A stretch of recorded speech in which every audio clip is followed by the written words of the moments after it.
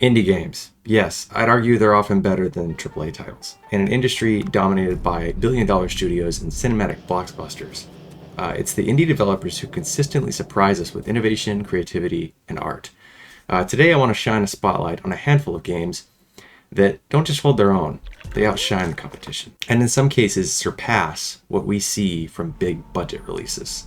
Whether it's through bold design choices, rich storytelling, or simply a unique take on well-loved genres, these games prove that you don't need a massive team or a Hollywood-sized budget to create something truly unforgettable. Kicking off the list is Dinkum, a delightful blend of Stardew Valley and Animal Crossing, with a uniquely Australian twist. Imagine leaving your dreary 9-to-5 in a concrete jungle to build your dream life in a sun-soaked, croc-infested outback.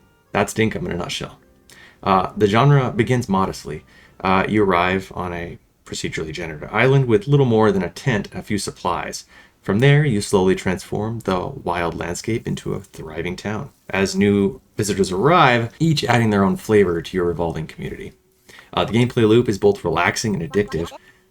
You can spend your days farming, fishing, mining, bug catching, and exploring the island's vibrant biomes. There's also a solid dose of challenge here, particularly when it comes to dealing with aggressive wildlife, including the crocodiles that don't exactly roll out the welcome mat. One of the most exciting aspects is the underground mining system.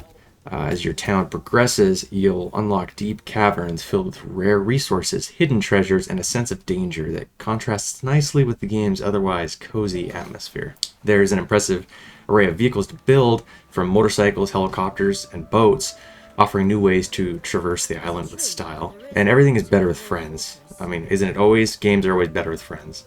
Dinkum fully supports multiplayer, turning the experience into a collaborative sandbox where you and your buddies can farm, explore, and survive together. What makes Dinkum especially noteworthy is that it was developed by a single person, James Bendon. The level of polish and content here is genuinely impressive for a solo dev project. He didn't have a team. It was just him. One-man show. Since release, he's partnered with the publisher to continue expanding the game and I presume bring it to platforms like PlayStation, Xbox, and the Nintendo Switch. It's wholesome, it's charming, and surprisingly deep. Whether you're looking for a chill solo escape or a cooperative adventure with friends, Dinkum is absolutely worth checking out. Next up is No Rest for the Wicked, a game I recently covered in a review, and honestly, it's probably one of those games that consumes more time than I care to admit. It's dark, gritty, and has a very atmospheric experience that blends the deliberate combat and tension of a Souls-like with the loot-driven satisfaction of something reminiscent of Diablo. From the moment I stepped into its brooding world, it hooked me, much like a novel you just can't put down. The story pushes you forward with a mysterious allure that's hard to resist. Visually, the game is striking and embraces a unique art direction, stylized yet evocative with painterly textures that give the world a sense of age and depth. It's not chasing realism, and honestly, it works in its favor. The environments feel lived in and layered, often encouraging you to stop and soak in the atmosphere between battles. At its core, it delivers the familiar dopamine loop that we crave from a great RPG, exploring sprawling labyrinthian areas, battling a wide variety of enemies, gathering loot, and continually upgrading your character and gear. But it doesn't stop there. No Rest for the Wicked adds additional depth and daily and weekly bounties, a range of side quests, and a housing system that gives you the sense of permanence in the world. One standout feature is the Crucible, a procedurally generated challenge mode that feels like a hybrid between an arena and a roguelike dungeon. It throws you into an unpredictable combat scenario with its own set of modifiers and rewards, offering replayability and tension in equal measure. The narrative is also worth mentioning. It's surprisingly strong, with beautifully rendered cinematic cutscenes that help ground the story and emotional weight. Frankly, it's hard to believe that this came from an indie studio. The level of polish, from the moment-to-moment gameplay to the UI and sound design, is genuinely impressive. No Rest for the Wicked is what I'd call a just one more quest kind of game. Or worse, a just 10 more minutes before bed trap that inevitably turns into a 2 a.m. session. It's immersive, challenging, and deeply satisfying. If you're looking for something that scratches both action and RPG itch with a dark fantasy flair, this one is absolutely worth your time. No Man's Sky, a game that many of you probably have heard of, but one that is absolutely deserves its own spot on this list. It's one of those titles that either sinks its claws into you for hundreds of hours or loses you within 30 minutes. If you're one who craves structure, constant quest markers, and linear progression, this probably isn't your cup of tea. But if you're the kind of player who thrives in exploration, creativity, and freedom, No Man's Sky can feel like an infinite playground. At its core, this is an open universe exploration game, but calling it that just barely scratches the surface. It's equal parts space sim, survival adventure, base builder, farming and crafting, collector's paradise, and even arcade dogfighting shooter at times. You can chart uncharted planets, scan bizarre alien species, build sprawling outposts, mine and trade resources, or simply cruise through the stars in a ship you customized yourself. Now, it would be impossible to talk about No Man's Sky without acknowledging its infamous launch. It came out to overwhelming hype and underwhelming delivery.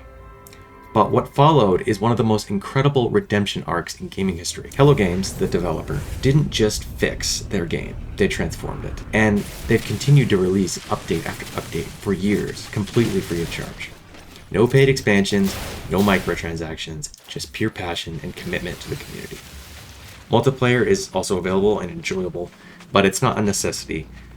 This is one of those rare games that can be just as fulfilling solo. Whether you're a builder, a wanderer, a fighter, a collector, the game gives you the tools to pursue your own objectives your own way. There are quest lines and story arcs, sure, but they often take a back seat to the thrill of the unknown. For me, the real fun comes from those emergent moments, stumbling across a strange monolith in the middle of nowhere, taming a bizarre alien creature, or upgrading your freighter into a mobile fortress. Honestly, there's too much to cover here. So, the TLDR is No Man's Sky lets you fly across galaxies, discover alien life, trade with otherworldly civilizations, learn new languages, and build the space empire of your dreams. All without needing a single cent beyond your initial purchase. If you're a fan of the open world freedom, sci-fi immersion, or just want a chill game to lose yourself in, No Man's Sky might be exactly what you're looking for. Up next, V Rising, a game I've covered before, and one that continues to impress with its unique blend of action RPG mechanics, base building, and gothic survival. In this dark and brooding world, you play as a newly awakened vampire. Your ultimate goal? Rebuild your strength, construct a mighty castle, and hunt down powerful foes across the land to absorb their abilities and rise to dominance. This game's setting is unapologetically grim, and it leans heavily into its vampire fantasy. You are, after all, a creature of the night, so venturing out during the day means navigating deadly rays of the sun, which can scorch you to ash if you're not careful. This dynamic adds a layer of strategy to exploration and combat, forcing you to plan your movements around the day-night cycle. One of V Rising's strongest features is its deep and rewarding castle building system. Starting with a simple foundation, you'll expand your fortress room by room, unlocking new crafting stations, magical upgrades, and decorative elements that truly make your space your own. It's not just cosmetic either. Your castle is the heart of your progression, housing everything from blood storage to servant coffins where you can command your loyal thralls. The crafting system is robust, the combat is fast-paced and skill-based, and the game offers plenty of bosses to track down, each with their own unique ability that you can absorb and add to your arsenal. Whether you're a solo player looking to carve out your own path or diving in with friends for a cooperative or competitive multiplayer experience, V Rising offers a ton of flexibility in how you play. The art direction is also something worth mentioning. It features a stylized gothic aesthetic that perfectly complements the vampire theme. The world feels atmospheric and dangerous, with forests, villages, and crypts drenched in eerie lighting and detail. And some of the castles that players have built, my goodness, genuinely mind-blowing. The community's creativity shines through in many ways you wouldn't expect from a game like this. Overall, V Rising nails the feeling of becoming a powerful, fearsome vampire with satisfying combat, engaging progression, and an ever-evolving world. It's a game that easily sinks its fangs into you and refuses to let go.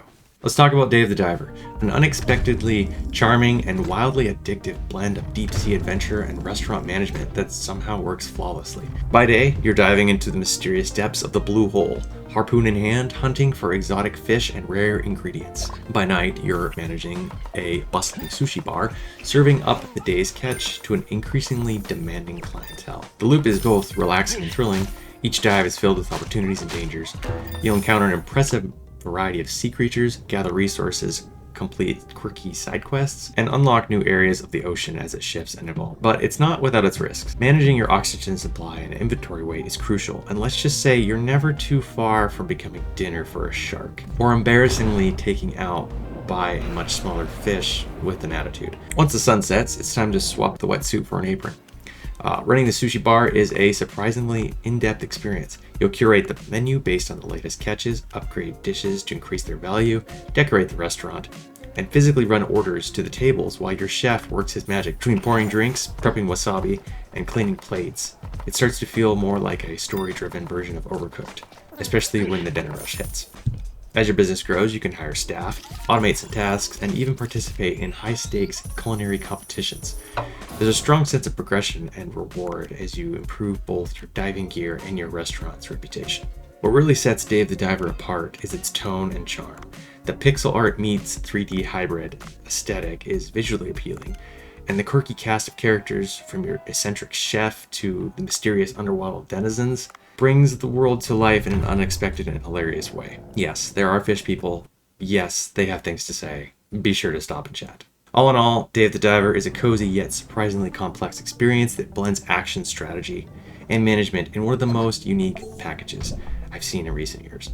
If you're looking for something laid back but engaging, this is an easy recommendation, and one that'll keep you hooked long after your first dive. Next on the list is Enshrouded, a beautifully crafted open-world RPG that can be played solo or with friends, though I personally spent a lot of my time exploring this world alongside my wife. It became our go-to co-op game for a while, and for good reason. Enshrouded offers one of the most flexible and creatively empowering base building systems I've seen in an RPG to date. The level of customization is nearly endless, allowing players to truly make their settlements feel like home, or a fortress, or a castle in the clouds. The choice is yours. Like many survival RPGs, you start with nothing. No gear, no skills, no direction. But as you progress, you begin uncovering the world's dark mystery, a creeping toxic mist known as the Shroud. The ominous fog isn't just a backdrop, it's an integral part of gameplay and world building. It represents the root of the world's downfall, and venturing into it is both dangerous and necessary. The longer you stay in the Shroud, the more it consumes you, forcing you to plan your exploration carefully and always keeping an eye on the clock. Mechanically, Enshrouded delivers the full suite of RPG essentials: leveling up, skill trees, crafting, farming, gear progression, and satisfying combat that evolves as you invest in your build. The open world is massive, vibrant, and beautifully designed, with plenty of hidden secrets, lore, and environmental stamina. And once you unlock the glider, oh man, prepare to spend hours soaring through the valleys and mountain ranges like a flying squirrel with a purpose. It's genuinely one of the most freeing traversal mechanics I've experienced in recent memory. The game also supports full co-op multiplayer, making it a fantastic experience to share with others. Whether you're building together, fighting off hordes in the Shroud, or just gliding around looking for rare resources, Enshrouded balances exploration, survival, and creativity in a way that feels fresh and rewarding. Since launch, the devs have steadily been rolling out updates and improvements, making a solid game even better. If you're a fan of the open world RPG with a darker tone, deep customization, and just one more hour kind of pull, Enshrouded is absolutely worth diving into. So those are just a few indie games that, in my opinion, absolutely stand toe-to-toe with AAA titles, and in many ways surpass them. If you enjoyed this video, don't forget to hit that like button, subscribe if you haven't already, and drop a comment telling me which indie game has captured the most of your time lately. I love seeing recommendations. It might even end up in a future video. Thank you so much for watching, and I'll see you in the next one.